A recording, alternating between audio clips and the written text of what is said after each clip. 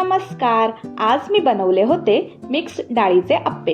कसे बनवायचे चला बघूया आजच्या व्हिडिओमध्ये. सगळ्यात आधी मी 3 वाटी इतका तांदूळ घेतलेला होता. तुम्ही साधा तांदूळ किंवा रेशनचा तांदूळ सुद्धा घेऊ शकता. मग मी त्यामध्ये घातली अर्धा वाटी इतकी मूग डाळ, अर्धा वाटी चणा डाळ आणि अर्धा वाटी इतकी उडदाची डाळ. एकाच वाटीच्या मापाने आपल्याला सगळं काही मोजून घ्यायचं आहे.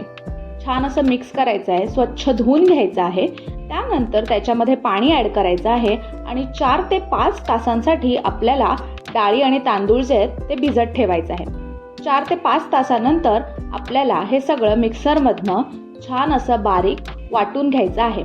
पाण्याचं प्रमाण जे आहे ते ह्याच्यामध्ये आपल्याला कमी ठेवायचं आहे. त्यानंतर आपण त्याच्यामध्ये चवीपुरतं मीठ घालूया, सगळं मिक्स करूया आणि कमीत कमी 8 ते 9 तासांसाठी फर्मेंट होण्यासाठी ठेवूयात.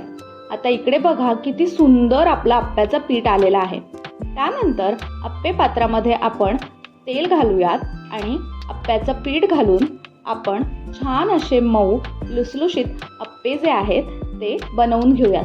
तुम्ही याच्यावरती झाकण ठेवून वाफेवरती सुद्धा आप्पे शिजवू शकता. इकडे मी न झाकताच आप्पे शिजवून घेतलेले आहेत आणि तयार आहेत आपले छान असे मऊ लुसलुशीत आप्पे. तुम्हाला सुद्धा ही रेसिपी आवडली असेल तर नक्की ट्राय करून बघा आणि कमेंटमध्ये मला नक्की सांगा की कशी झाली होती. लाईक आणि शेअर करायला विसरू नका. बाय, भेटूया नवीन व्हिडिओमध्ये.